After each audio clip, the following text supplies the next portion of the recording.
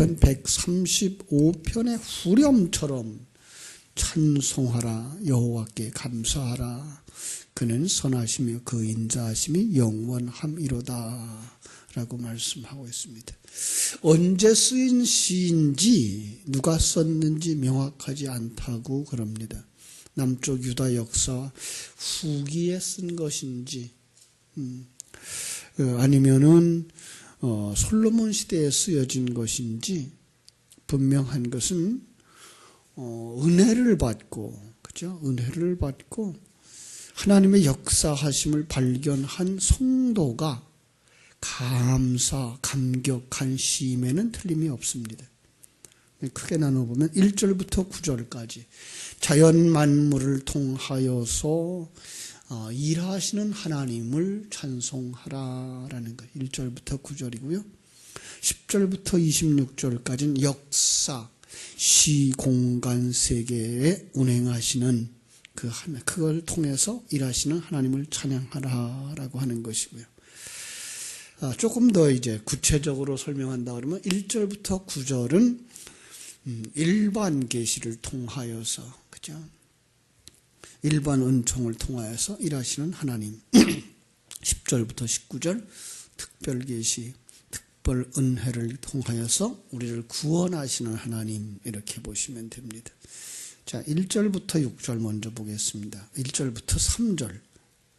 신령한 눈을 열리면 어떤 것이 보이느냐, 그죠? 구원의 주관자 하나님을 보게 되고 그 하나님을 찬송하게 되는 거죠. 그렇습니다. 그냥 역사 속에서 있었던 일이나 세상 만물을 보면서 그거를 찬송하라라는 얘기가 아니라 신령한 눈이 열렸을 때 하나님 바로 구원의 주관자구나. 소경은 찬양할 수 없죠. 소경은 찬양할 수 없고 벙어리 찬양할 수 없죠. 그죠? 무엇을 찬양하지 못하죠? 하나님이요. 그러니까 하나님을 보지 못하고 하나님을 찬송하지 못하는 자들이 바로 소경이고 벙어리인 거죠. 자, 이제 무엇을 찬양하나 보겠습니다. 여호와께 감사하라. 그는 선하시며 그 인자하심이 영원함이로다. 여호와를 찬양하라. 근데 어떤 여호와냐? 선하시며, 그죠? 선하신 하나님, 인자하신 하나님, 이렇게 볼 수 있습니다. 선하신 하나님, 우리가 알듯이 토부죠. 하나님이 보시기에 좋았더라라고 하는 것. 자기 백성을 만들어 가시면서 그 자기 백성이 보시기에 좋게 만드시는, 하나님이 창조한 창조의 목적에 따라서 하나님의 영화롭게 하고 그것을 영원토록 즐거워하는 바로 그러한 하나님을 찬양하라. 인자하신 하나님, 여기는 헤세드죠. 헤세드라는 말도 역시 하나님의 사랑, 한량 없는 그 사랑을 뜻하는 단어인데 그것이 하나님을 찬양하라라는 거예요. 자, 그런데 재밌는 것은 1절, 2절, 3절 속에서 그 하나님이 어떤 하나님이냐를 보여주고 있어요. 하나님의 이름 속에서 보여주고 있어요. 1절은 하나님의 이름이 여호와 이렇게 나와 있고요. 2절은 신들 중에 뛰어난 하나님, 여기가 이제 엘로힘 이렇게 되어 있어요. 그 다음에 세 번째는 주들 중에 뛰어난 주께, 이건 아도나이라는 말을 썼어요. 여호와라는 말은 자존자며 언약의 하나님이에요. 그 언약을 실행하시는 하나님. 엘로힘이라고 하는 하나님은 창조자, 섭리자, 경륜자, 운영하고 있는 그 부분에 대한 이름이에요. 아도나이라고 하는 것은 주죠.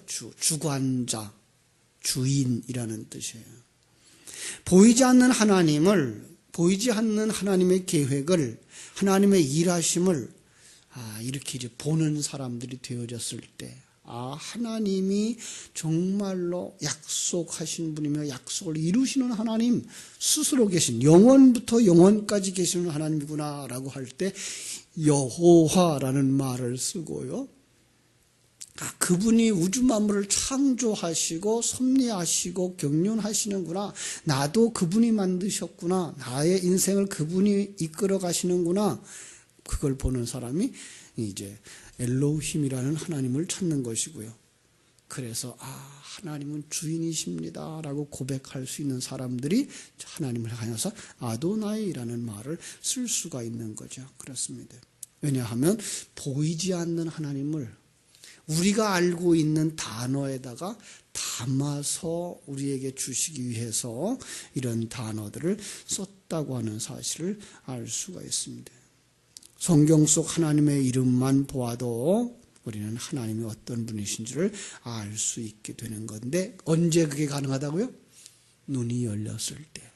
하나님의 생명이 우리에게 주어져서 우리가 거듭나서 하나님의 존재를 깨달아 알고 그의 일하심을 깨달아 알 때, 그리고 그를 의지하고 그 뜻대로 이루어지기를 소원하며 살아가는 믿음의 사람이 되었을 때 그가 감사할 수 있는 거예요.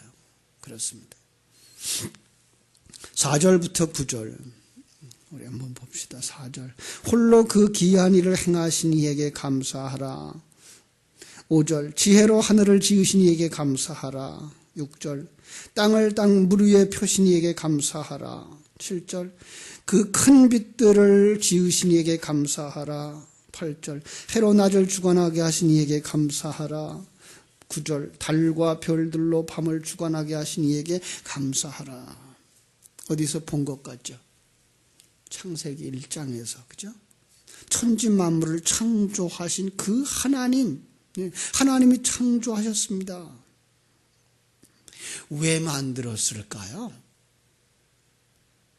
우리는 글자 그대로만 읽으면 인간이 여기서 영원토록 살며 하나님께 영광을 돌리라고 만들었구나. 그러면 이제 이런 모순이 일어나요. 아담이 타락하고, 그죠? 아담이 선악과를 따먹는 거, 하와가 선악과를 따먹는 거 하나님이 몰랐을까? 그렇다면 하나님이 전능하신 분이 아니다라는 얘기가 나오죠? 아니에요.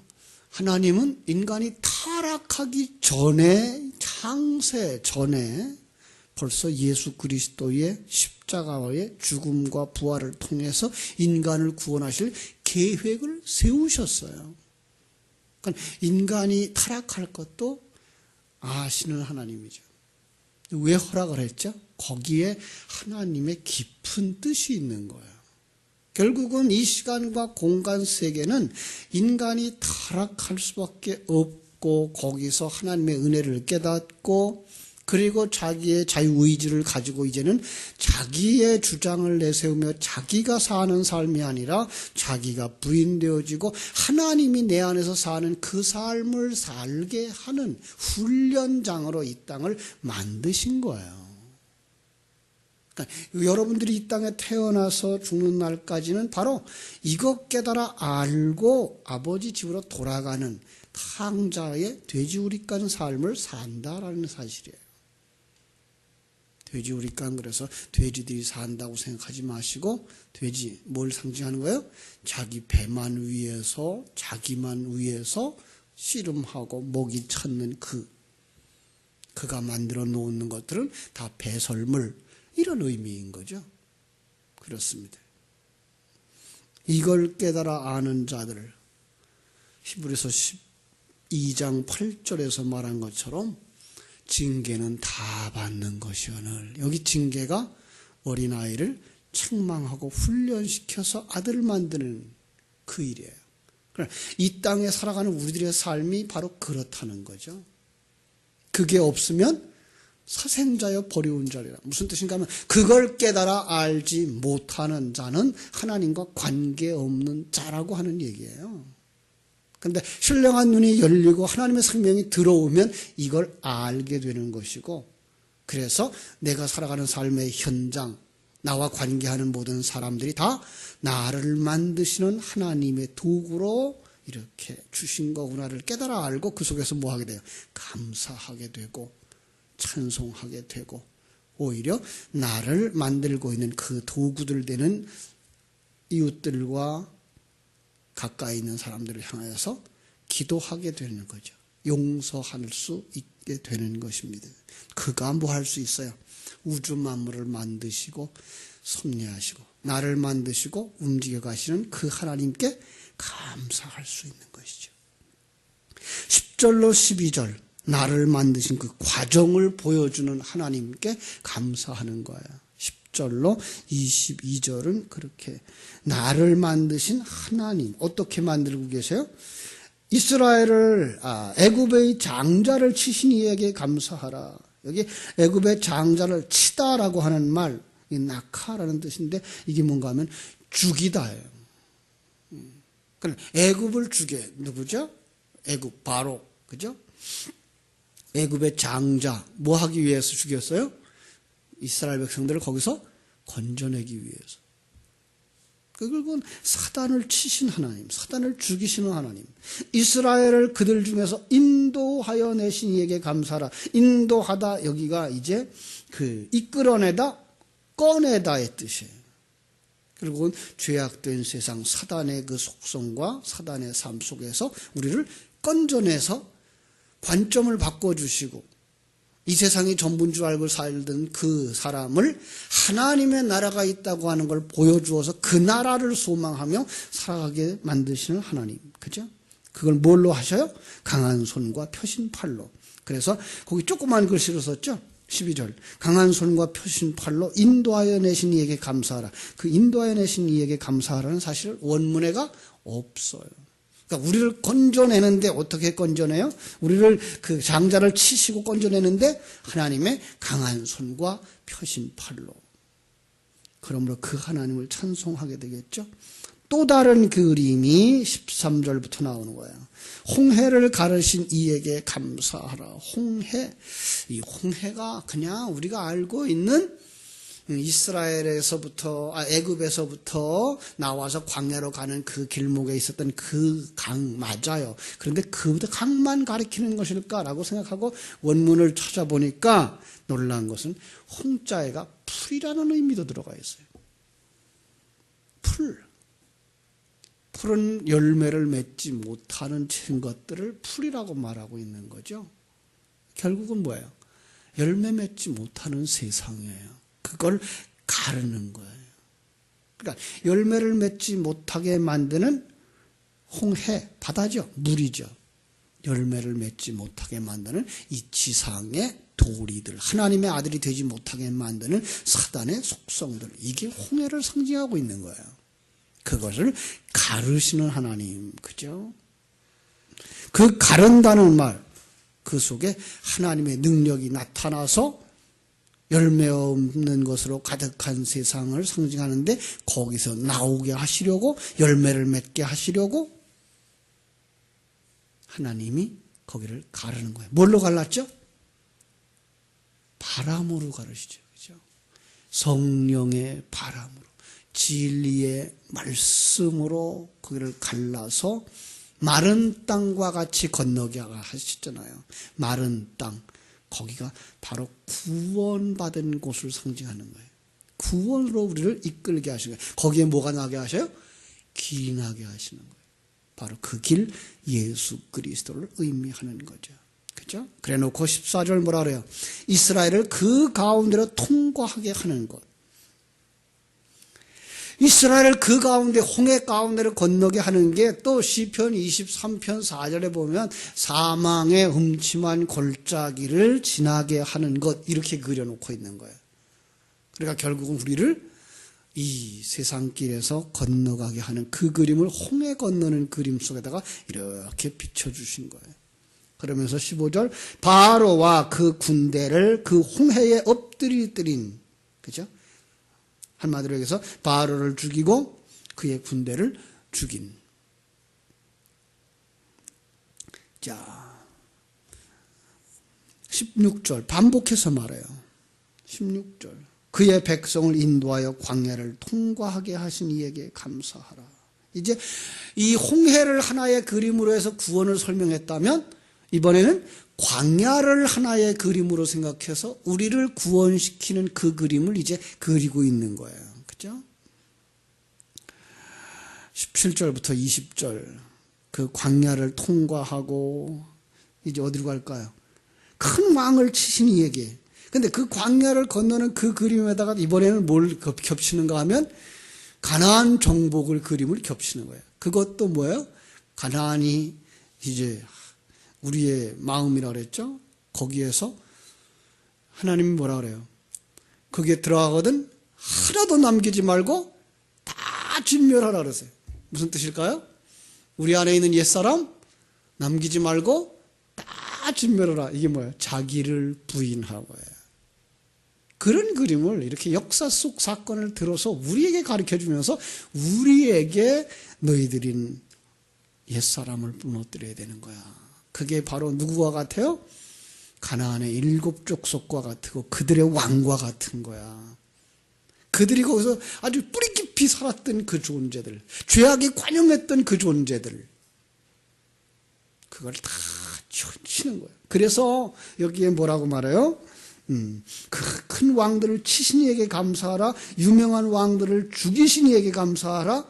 아모리의 왕, 바산 왕, 그것을 죽이신 이에게 감사하라. 아니, 세상 사람들의 말로 말하면 아니 어떻게 전쟁을 하고 사람을 죽인 하나님을 찬송해요. 그죠? 그런데 그게 뭐예요? 우리 속에 있는 옛사람들을 치시고 부수고 계신 거예요. 무엇으로? 성령으로, 진리의 말씀으로, 하나님의 능력으로. 그렇습니다. 21절로 22절 그 땅을 이제 기업으로 주셨다라고 말씀하시는 거예요. 자, 기업으로 주셨다라고 하는 것, 아들에게 주신 것이죠. 아들에게 주신 그 기업이 어디예요? 천국이죠. 그러니까 이건 바로 우리의 심령이 천국 되도록 뭐 하는 거예요? 하나님이 그 안에 있는 걸 다 청소하고 우리의 마음속에 온전히 하나님만 중심하여 하나님만 왕으로 삼고 사는 사람들 만드시는 그 하나님을 찬송하라는 거죠. 찬송할 수밖에 없죠. 그죠? 그들이 이제까지 우리를 점령하고 있던 나예요. 옛사람이에요. 그들이 이 땅을 이제 우리에게, 아들에게 기업으로 주셨어요. 그렇죠?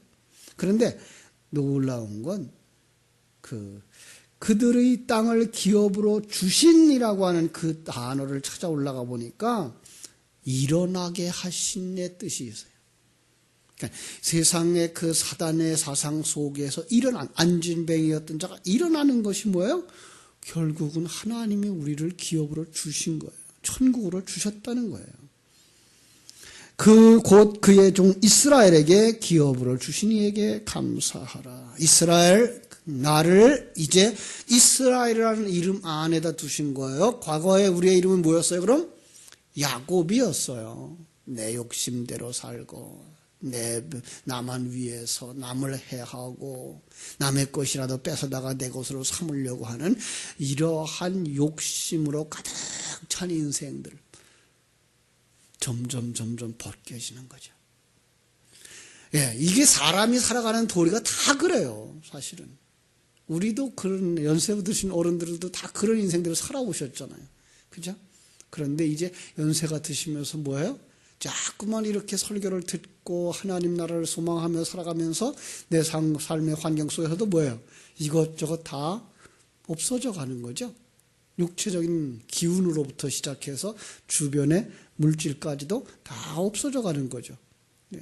그때에 똑같아요. 불신자도 그렇게 살고 우리도 그렇게 살아요. 그런데 그걸 알고 사는 사람이 하나님의 생명을 가진 자고, 모르고 그렇게 가는 사람들은 뭐예요? 마른 뼈예요. 시체예요. 그들은 지옥에 가는 거예요. 아는 사람들은 어디로 가요? 천국으로 가는 거예요. 아, 이게 하나님이 일하시는 거구나.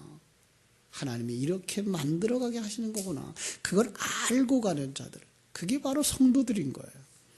자, 그래서 그걸 여기서 알기 때문에 감사하는 거죠. 그러면서 이제 23절에서부터 26절까지는 비천한 것을 기억하신 하나님을 찬송하라. 그래요. 23절. 우리를 비천한 가운데서도 기억해 주신 이에게 감사하라. 이 신령한 눈이 열려졌을 때만 자기가 나는 먼지맛도 못한 자였구나. 이걸 알게 되는 거예요. 아, 난 정말 가난한 자였구나. 내 거 하나도 없구나. 거지죠. 비천한 거예요. 이렇게 작은 자, 이렇게 보잘것없는 나를 하나님의 아들로 만들어주시다니, 그리스도의 신부로 만들어주시다니, 하나님이 내 안에 거하시는 성전으로 만들어주시다니, 나를 기억하신 그 하나님을 찬송할 수밖에 없겠죠? 그럴 뿐만 아니라 우리를 우리의 대적에게서 건지신 이에게 감사할 수밖에 없잖아요. 그죠? 우리의 대적 뭐예요? 사단 마귀죠. 예. 우리의 대적 누구예요? 세상이죠. 세상이라고 해서 지금 살고 있는 이 세상이 아니라 이 세상적 사상. 자기 것 챙기고 욕심내는 거기서부터 우리를 건지셨어요. 예. 여기까지 가셔야 돼요. 그죠? 그 다음에 25절. 모든 육체에게 먹을 것을 주신 이에게 감사하라. 이것도 그냥 글자 그대로만 보면 뭐예요? 먹을 거, 양식 주신 거, 복식 주신 거 이거예요. 아니요. 그게 뭐예요? 내 세 사람에게 하늘나라 양식을 주신 그 하나님께 감사하는 거예요. 그래야 우리가 가난해져도 하나님이 주신 그 양식을 말미암아 찬송할 수 있고, 부할 때에도 그 물질 때문에 교만한 게 아니라 하나님 주신 양식을 사모하는 삶을 살게 되는 거예요. 참, 그 마지막에 하늘의 하나님께 감사하라. 그죠? 하늘의 하나님. 성경에 나오는 하늘 그러면 대부분 다 복수예요. 왜 그래요? 하늘의 것. 이제 여러분이 하늘이 된 거예요. 이게 천국이에요. 그러니까 나를 천국으로 삼아주신 그 하나님 감사할 수밖에 없잖아요. 그래서 시편 136편도 곧 누구의 구원에 관한 시예요? 나의 구원에 관한 시인 거예요. 그거를 역사 속의 사건들을 통해서 보여주시고, 이스라엘의 출애굽을 통해서 보여주시고, 광야길 가는 것을 통해서 보여주시고, 가나안 정복을 통해서 보여주셨구나. 그것들처럼 이제 나를 죄악된 세상에서 건져주시고, 홍해 같은 데를 건너게 하시고, 광야 같은 세상 살아가면서 참으로 하나님 주신 그 만나를 먹음으로 말미암아 옛사람들은 무너지고 새 사람으로 완성되어져 이제 천국에 들어가게 되는데, 그게 바로 내가 천국이 되는 거구나 라는 사실을 알아요. 내가 천국의 일부가 되어지고, 그래서 내가 천국 안에, 천국이 내 안에 이 삶이 이루어지는 때, 그게 뭐예요? 하나님이 내 안에, 내가 하나님 안에 들어가는 삶을 살게 되는 거예요. 바로 이 눈이 열려지고, 이게 깨달아질 때 우리는 삶의 어떤 환경 속에서도 하나님을 찬송하고 감사할 수 있게 되는데, 그 은혜가 오늘도 시간마다 분분초초마다 여러분에게 임하게 되기를 주님의 이름으로 축원합니다. 기도하겠습니다. 하나님 우리 아버지, 하나님은 참으로 크고 놀라우십니다.